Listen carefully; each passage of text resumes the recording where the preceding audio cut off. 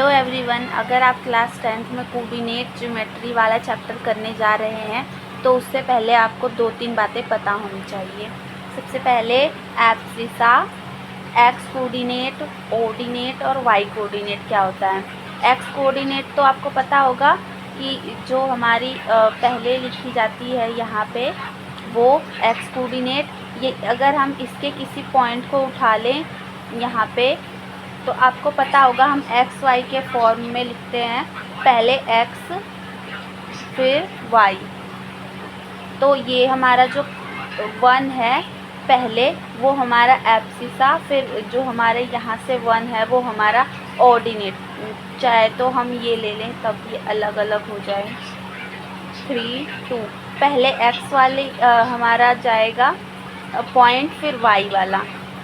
यहाँ पे हमारा पॉइंट पहले एक्स से कितना डिस्टेंस है वो लेंगे, फिर वाई से कितना डिस्टेंस है वो।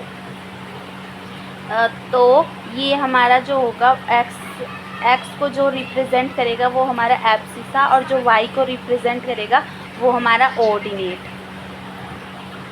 डिस्टेंस फार्मूला हम देखते हैं कि अगर किसी पॉइंट x2 y2 और x1 और y1 के बीच में हमें डिस्टेंस फाइंड करना हो तो उस फॉर्मूला क्या होता है।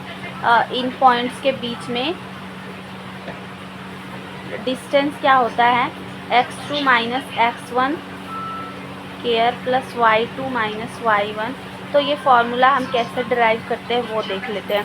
पहले हम डिस्टेंस ओरिजिन, जो यहाँ पे पॉइंट्स होते हैं वो ओरिजिन से फाइंड करेंगे।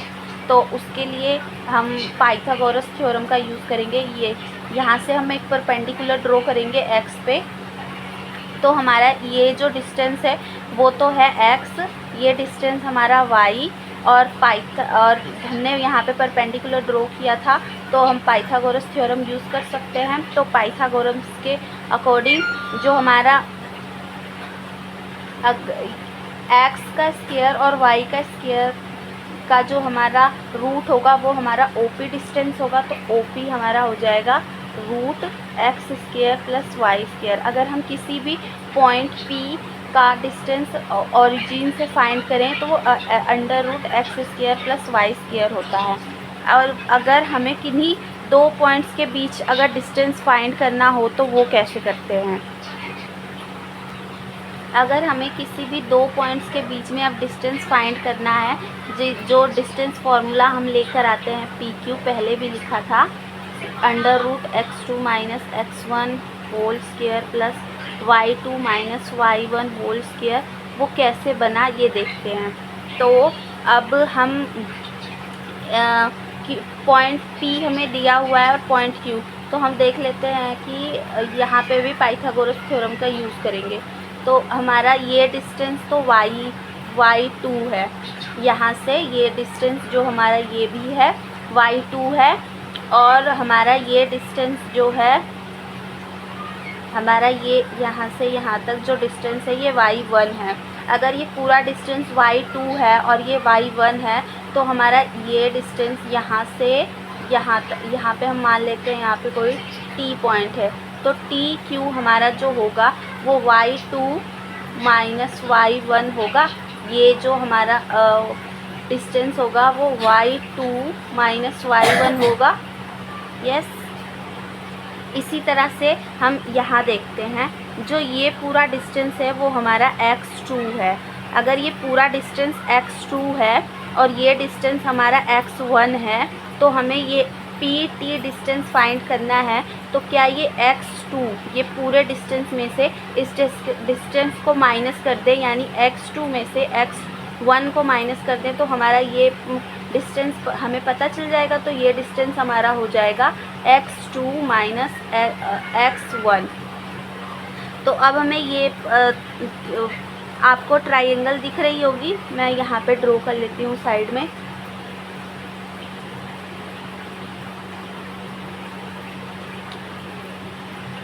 P Q T, ये हमने अभी फाइंड किया था, ये y2 माइनस y1 है और ये x2 माइनस x1 है, और ये परपेंडिकुलर तो है ही। तो यहाँ पे भी हम अपना पाइथागोरस थ्योरम यूज़ करेंगे। तो अब हमारा पी क्यू हो जाएगा, पी क्यू हमारा हो जाएगा ये p t square minus plus Pythagoras theorem का यूज़ करके plus t q square. P t square क्या है, x2 minus x1 whole square plus y2 minus y1 whole square. आप फॉर्मूला भी डायरेक्ट याद कर सकते हैं, पर इसका ये फ़ायदा होता है कि अगर फॉर्मूला अगर हम एग्ज़ाम में भूल जाएं तो आप खुद भी बना सकते हैं।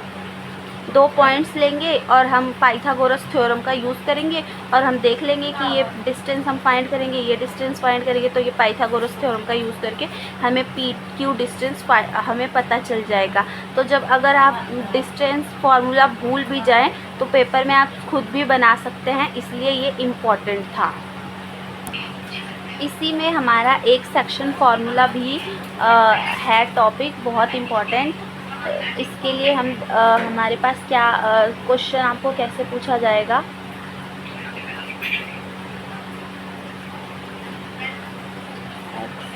वाई ये हमारा ऑरिजिन, जहाँ पे 0 0 फिर यहाँ पे 1 2 कुछ पॉइंट्स होंगे यहाँ पर भी। तो मान लेते हैं ये हमारा x 1 पॉइंट है, ये हमारा x पॉइंट है और ये हमारा x2। मतलब आपको समझ आना चाहिए कि यहाँ से यहाँ तक डिस्टेंस हमारा x1 है, यहाँ से यहाँ तक x, फिर यहाँ से यहाँ तक डिस्टेंस x2। अगर हम मान लें ये 1 2 3 ऐसे भी, तो यहाँ से यहाँ तक 1 डिस्टेंस, ये मैं आपको बस बता रही हूँ कि जो x होगा ये हमारा x1 और x2 के बीच में होगा। ऐसे ही अगर हम मान लें यहाँ पे y1 है, यहाँ पे y, यहाँ पे y2, तो हमें क्वेश्चन दिया होगा कि अगर पॉइंट ए और लाइन ए बी को किसी पॉइंट एक्स वाई पर पॉइंट पी m1 और m2 रेशियो में डिवाइड्स करता है। मतलब point p line A B को m1 और m2 रेशियो में डिवाइड करता है, तो हमें x और y की वैल्यू फाइंड करनी होगी, हमें वो पॉइंट निकालना होगा। तो वो कैसे करेंगे, मतलब ये एक कहना क्या चाहते हैं हम, m1 बाय m2 जो हमारा m1 बाय m2 है वो distance p a upon p b है। मतलब अगर ये डिस्टेंस कोई, अगर हम मान ले ये डिस्टेंस हमारा ऐसे ही, अगर हम मान ले ये कोई डिस्टेंस हमारा 36 है और ये डिस्टेंस हमारा 18 है, तो m2 बाय m1 जो होगा वो 1/2 होगा। तो ऐसे ही हमें कोई रेशियो दिया होगा, मतलब m1 by m2 m1 ratio m2, तो हमें ये x और y फाइंड करना होगा। तो मेनली हमारा क्या मोटिव है कि हम x और y की वैल्यू फाइंड करें। अगर हमें m1 और m2 दिया हो और x2 और y2 और x1 और y1 दिया होगा हमें क्वेश्चन में, तो इसके लिए हमें ये डिस्टेंस हम डिस्टेंस फार्मूला से पढ़ के आ चुके हैं। हम लाइन ए क्यू और पी सी को पैरेलल ड्रॉ कर लेते हैं। इससे हमारी दो लाइनों का रेशियो इक्वल हो जाता है, p A by P b और पी ए क्यू और बी पी सी का। इसलिए हमारा ये ट्राइंगल और ये ट्राइंगल एक दूसरे के सिमिलर हो जाते हैं। Triangle a q p similar हो जाता है ट्राइंगल बी सी टी के। इसीलिए p A by b p equals to a Q by P C equals to p q by b c. Okay, अब हम इनकी वैल्यूज़ यहाँ से देख लेते हैं क्या है। ए क्यू की वैल्यू हमारी हो जाएगी, ये x है ये x1, तो x माइनस x1। ऐसे ही पी क्यू की वैल्यू हमारी हो जाएगी, पी क्यू की p एंड q P और Q देख लेते हैं, यहाँ पे हैं तो y माइनस y1। अगर हमें ये डिस्टेंस चाहिए तो हम ये पूरे डिस्टेंस को और इस डिस्टेंस को माइनस करेंगे, तभी हमारा डिस्टेंस पता चल जाएगा हमें। ऐसे ही पी सी की वैल्यू देख लेते हैं। पी सी हमारा ये x2 माइनस ये x, अगर माइनस कर देंगे तो हमें पता चल जाएगा x2 माइनस x। ऐसे ही बी सी को, बी सी, बी एंड सी की वैल्यू यहाँ से हमें पता चल जाएगी y2, b और c की वैल्यू यहाँ से y2 माइनस ये y, तो हमें y2 माइनस y। और p by P b by p A by P b हमें m1 और m2 दिया हुआ है, तो हम एक बार देख लेते हैं। और A Q by P C equals to P A by P B, तो ए क्यू क्या होगा यहाँ से x minus x1 by P C x2 minus x equals to m1 by m2। अब यहाँ से हम अपनी x, इसी तरह अगर हम y को ले लें, मतलब कि ये वाला और ये भी तो इक्वल होगा, इक्वल ही है।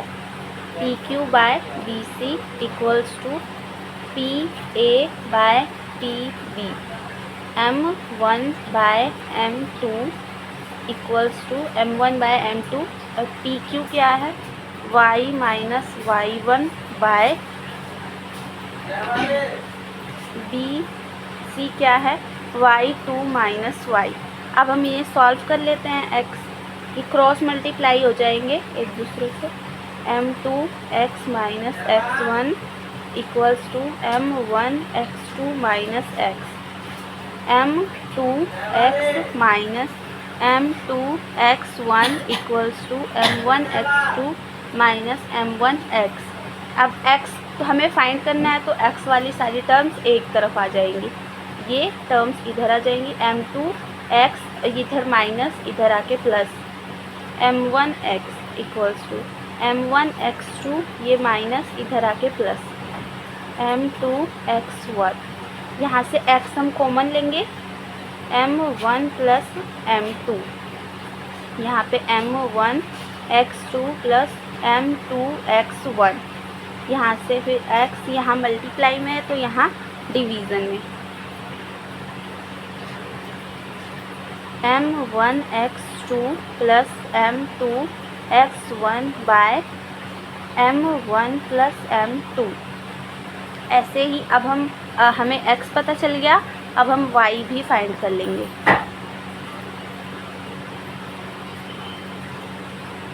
क्रॉस मल्टीप्लाई यहाँ भी करेंगे, m1 y2 minus y equals to m2 y minus y1।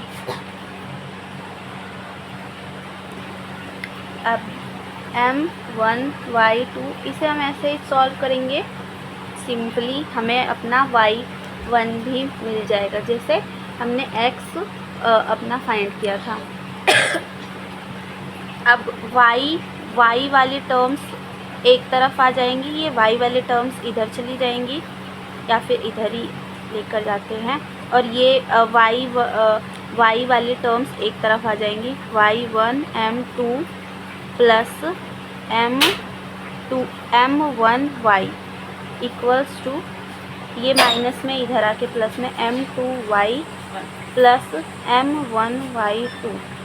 तो अगर हम इसे स्प्लिट भी कर दें तो कोई फ़र्क तो पड़ने वाला नहीं है, तो अगर हम इसे इधर लाएं और इसे इधर लेकर जाएं तो